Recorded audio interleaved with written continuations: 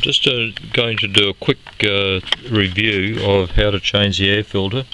This is a 2010 Mitsubishi Outlander SUV 2.4 motor.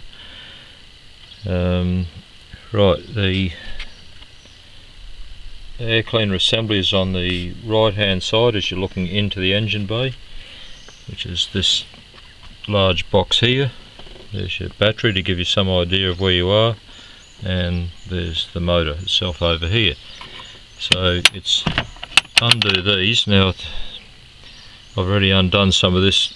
Undo the clip off the mass air filter sensor, which is inside here, inside that tube. I've already undone this bit here. I found this was easier. There may be another way of doing it, but I think it's easier just to take this whole assembly off. If I can do this one-handed, which is proving a little bit more difficult. Sorry, give me a moment.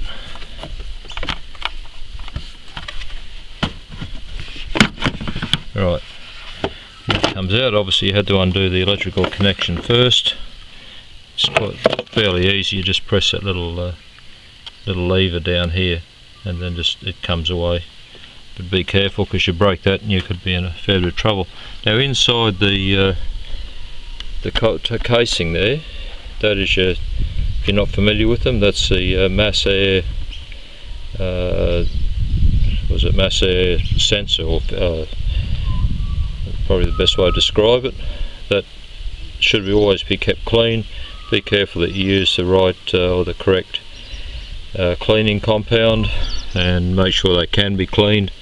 I have read that you have to be careful with these. Don't use the jet nozzle directly onto the little sensor in the middle, which is basically a wire that you can see right in the middle. I'll go from this end to see if you can see it. There we go. So be careful. They're extremely expensive to replace, especially here in Australia. But they also, if they get dirty or grit or something on them, they can cause the check engine light, and also can throw the vehicle into limp home mode, which is an absolute nightmare for those who have experienced it. Right, that's a new filter there.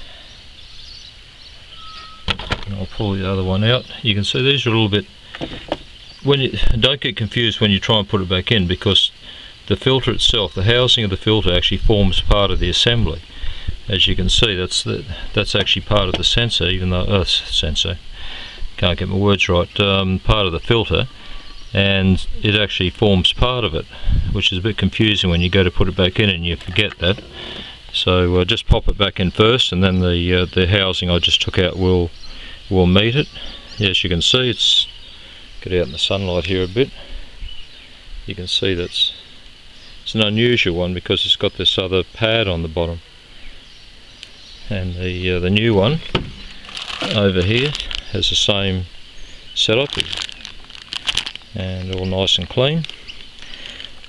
Now the part number for this, here in Australia anyway, that's a JS Asahi from Brett's Filters, and that's an A3025, and the alternative ones are A5828, which is actually the number of the filter that came out, and the other one is A1622, which is the standard Ryco filter. I believe the A5828 is a Sakura filter, which is this one here.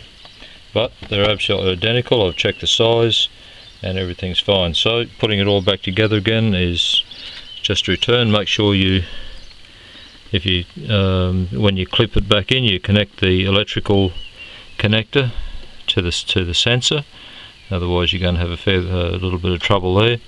And it's a bit of a weird system, but I think the Mitsubishi could have gone to a little bit more trouble to make it easier to put it together. But anyway, they make cars, they don't make them easy to fix, which is a mystery to all of us, I'm sure. Okay then, have a nice day, thank you.